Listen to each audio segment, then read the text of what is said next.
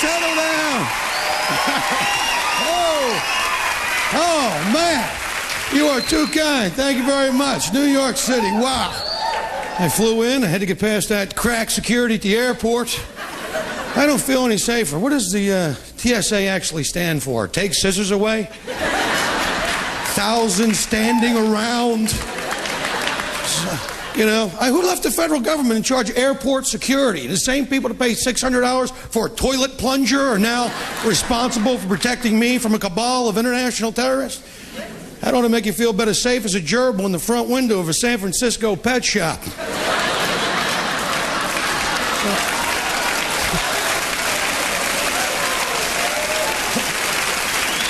Oh, let me tell you what happened. I'm getting ready to get on the plane, and they pull me and a 70-year-old lady out of line. And I'm going, oh, wow, this must be some of that racial profiling I've been hearing so much about. You know, get the Irish guy and the chick with the walker, I think they're a team. You know. Meanwhile, Ahmed and Mohammed are kind of skipping down the gangplank with a couple of camels in tow. That seems to be okay, you know. In the meantime, me and Mrs. Doubtfire are spread eagle against the back wall. The guy's rubbing his magnetic wand all up in her crotch areas. They're ripping off Granny's orthopedic walking boot, making sure it's not filled with C4. The guy's rifle in my bag comes across my nail clipper and says, sir, you are not going to be able to board a plane with a nail clipper. Yeah, you got to be pretty good to hijack a plane with a nail clipper. You get on the plane, you kick open the cockpit and wrestle the pilot's shoe off. All right, you take me to LaGuardia or I'm going to trim your toenails really short so it hurts when you walk.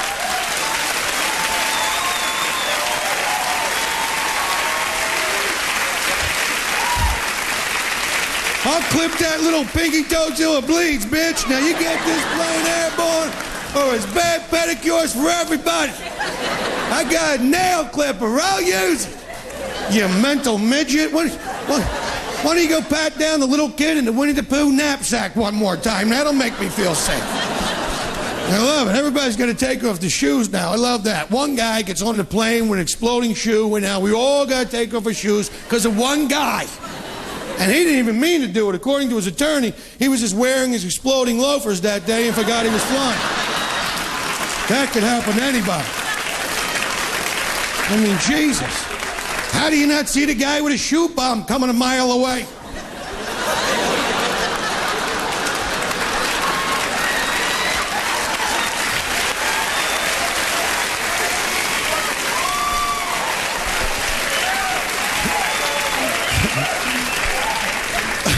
I love it when they make the women take off the shoes. Ma'am, take off your heels, run through the x-ray machine. Yeah, like any woman's gonna blow up a perfectly good pair of shoes, all right? And we just pick it up. It just doesn't make any sense. One guy did it, now we all gotta take off our shoes. What happens if one of these fanatical lunatics manages to smuggle a stick of dynamite up in his rectum? And they catch that guy.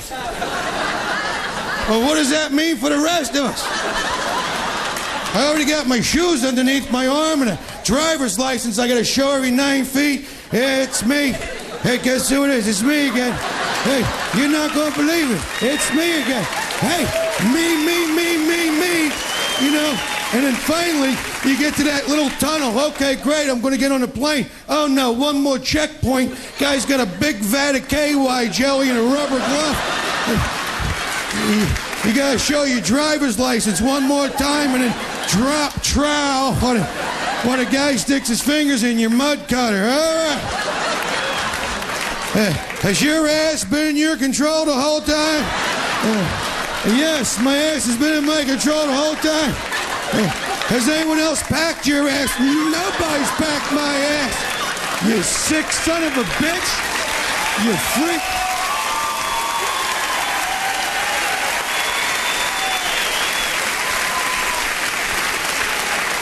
They got all the security measures in place. They got all those retina scanners. You know, I fly all the time. You know, I have a vested interest in arriving safely at my destination. You know, I think you should keep it simple. I think if you have an American passport and above room temperature IQ, I think the airline should give you a gun as you're getting on the airplane. Here's a gun for you, and there's a gun for you, and you don't get one. Get in there. And that way when Ahmad stands up with his boxing, I'm like, how'd you get the plane? I go, I don't think so, butt lick. Now sit down and watch Shrek and eat your peanuts. Because this son of a bitch is going to Philly just like the ticket says.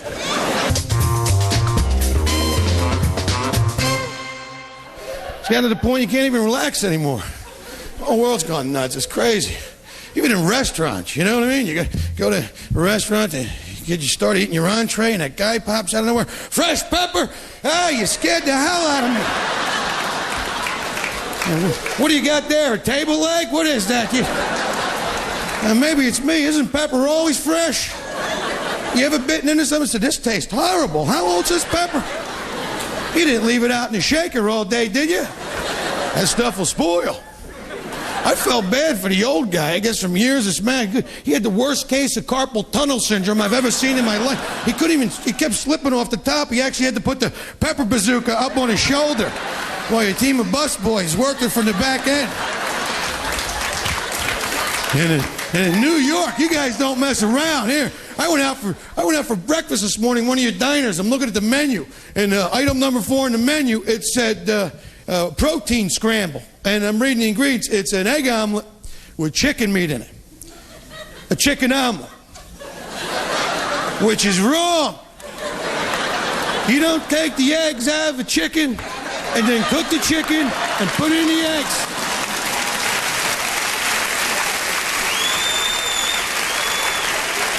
That's too much chicken. Who's back there cooking? Some kind of chicken serial killer? Who's working the grill? The barnyard strangler? That's an omelet that spans 2 generations. It's not breakfast, that's a vendetta.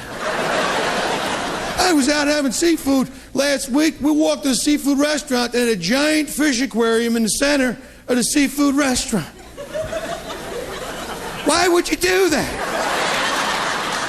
Those little fish in that tank got nothing to do all day except swim around and watch the waiters walk by with the different ways that they can be prepared. You talk about inhumane. You can see the horror on their little fish faces. Just because they don't have necks doesn't mean they're stupid. Well, I'm not going to go to a barbecue joint that has a petting zoo in the middle of it.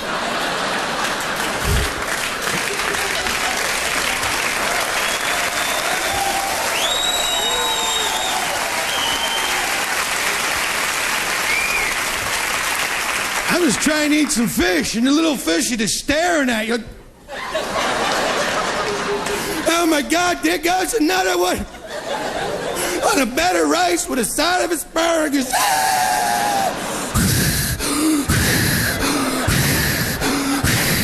It's just a matter of time before they come and get us, Larry. Larry? Larry! Larry!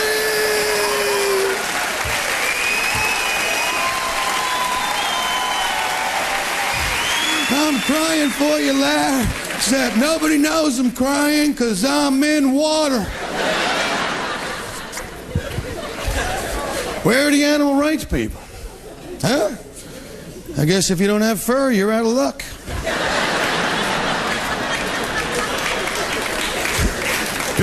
People do weird things with animals, man. I saw this story in the news about 3 months ago about these people that were licking frogs to get high. Yeah, you hear about that? There's your damn drug problem right there. I don't care where you come from, that's wrong. Well, you just assume the worst when you see a story like that. How the hell else would you get locked up for licking a frog? I didn't know. I didn't know these frogs perspire. They secrete a substance on his back. It's a Class A narcotic. It's a very powerful toxin. It's part of the frog's defense mechanism. Like if another animal tried to eat the frog secretes the substance. That way when the animal grabs it in its mouth and starts tripping and drops the frog and sees like 14 different frogs and doesn't know which one to go after and doesn't even really give a damn about the frog anymore. I'm going to go let out for a minute.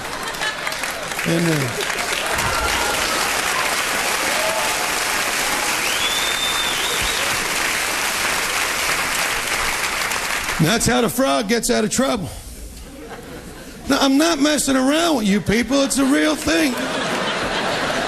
That's why it was on the news. They were making an arrest. They had the guy in handcuffs. They're dragging him out of his trailer on the evening news. And I'm watching this going, how the did he get caught?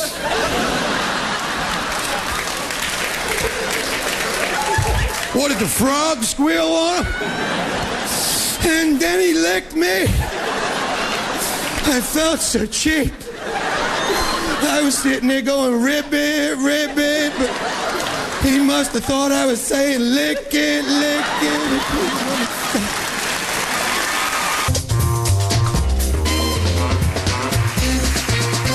You know what gets me? I love the people who care more about neutering stray cats than they care about homeless American veterans. I love those people. Yeah. When what they should be doing is neutering the homeless American veteran because they are much easier to catch. I read a statistic that really bothered me. You know, there's 3 times as many animal shelters in this country. 3 times as many animal shelters in this country than there are shelters for women of domestic violence. 3 times as many.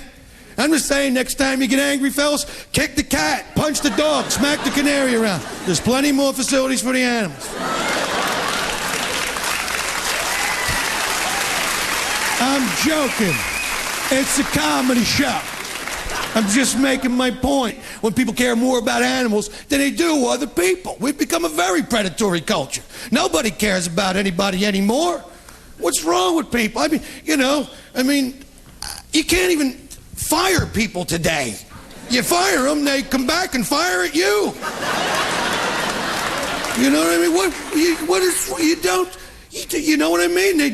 You let them go, they come back with an arsenal that will make Charlton Heston jealous, and they shoot everybody that didn't say hi that one Tuesday back in 1999. Wipe out half your workforce. Well, you don't kill people when you get fired. You steal stuff.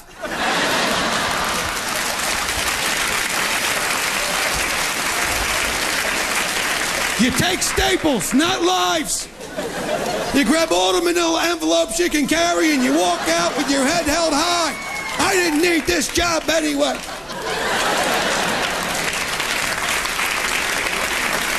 And it's not setting a good example, even in schools. If I gotta watch another story on CNN about high school kids, killing other high school kids, well, I'm gonna kill somebody.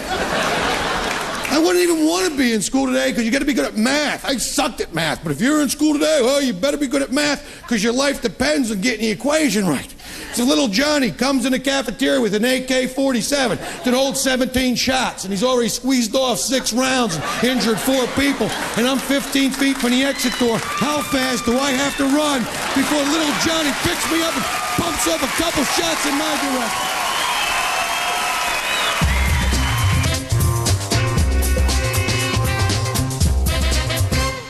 All right, let me bring this home for you people, just so you know what we're talking about.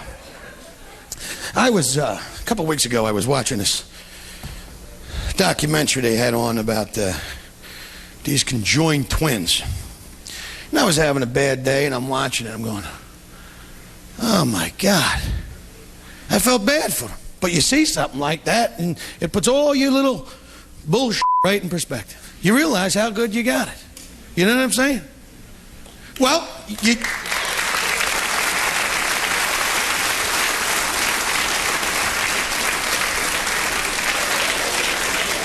don't get me wrong, I love my brothers. I would not want to share a kidney, a spleen, and a liver with them. You know? 2 Irish guys, 1 liver.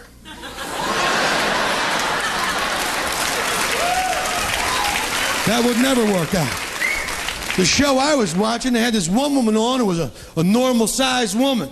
And connected to her head was a much smaller person. I mean, there's really no nice way to say it. The lady had a midget hanging off her head. And she had to wheel around on this little stool like she was a bad puppet act. I'm just telling you what I saw. I I didn't want to see it either, believe me. I'm just flipping the channel, and there's the lady with the midget, and you go, what the hell is going on here? And that's not even the funny part. The one lady wanted to be a country western singer. No, I'm not kidding. Who saw the show besides me? Yeah, I'm not making it up. It's a real thing. She wanted to be a country western singer. And I'm going, oh my God. I mean, nobody had the heart to tell her. You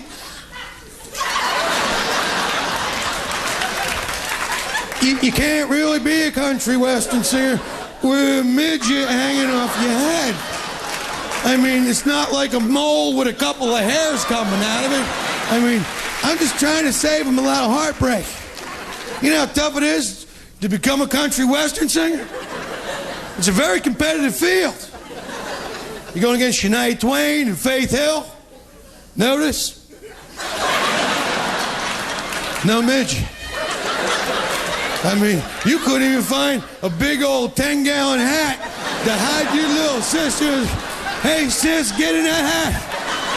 I'm going to be a country western singer, and you're not going to stop me. Get in that hat. And the midget's in the hat kicking around, and the hat's moving all around. All right, y'all. You ready to boot, scoot, and boogie? This next song here is an old classic. Hey, hold it down up there.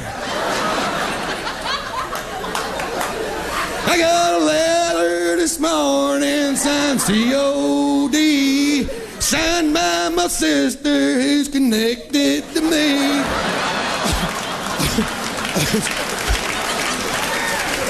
Hey, anyway, who saw the show besides me? You saw the show. Here's what killed me. About halfway through the program, the larger of the two girls looks directly into the camera and she goes, you know, I like to date.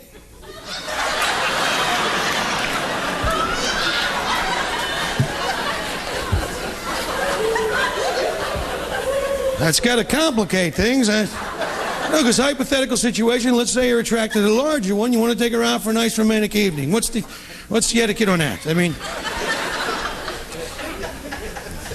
you got to pick up dinner for the midget too? No, I'm just asking. I don't know. Can I ask a question?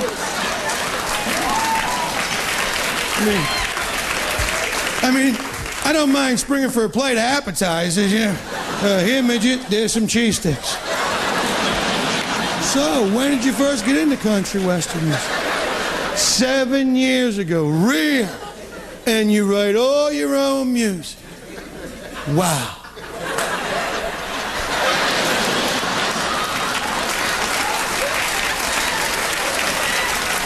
I mean, who knows? Maybe you had a marvelous time in your date. You were having so much fun. You went to drop them off, and they invited you in for a nightcap.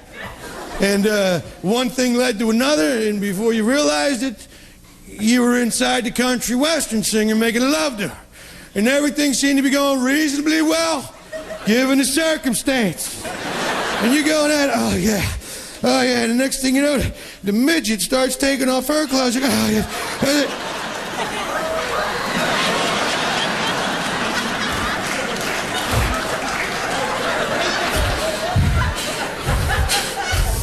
What the hell are you doing, midget? I'm having sex with your sister. What the hell are you? All right, little midget. All right, little midget. Come on. You guys were great. Thank you so much.